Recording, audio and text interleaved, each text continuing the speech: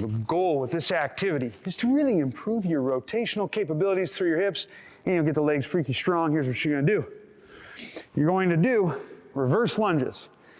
But here's how I want them, folks. When you do the lunge portion, you're going to take a step, or get a tuck of the hips, exhale the rib cage. You want to inhale, step back, drop straight down. So my knee's going straight down. My front knee is going to go forward. So back knee down, front knee forward.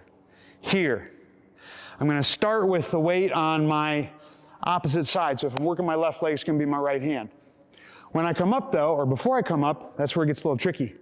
You want to take the kettlebell and pass it through to the other side as you come up.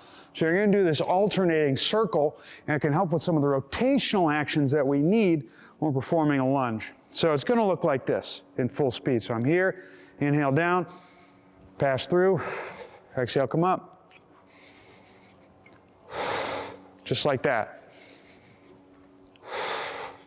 From the front, making sure the knees stay centered. Tuck, exhale, pass it through, and then pass it back.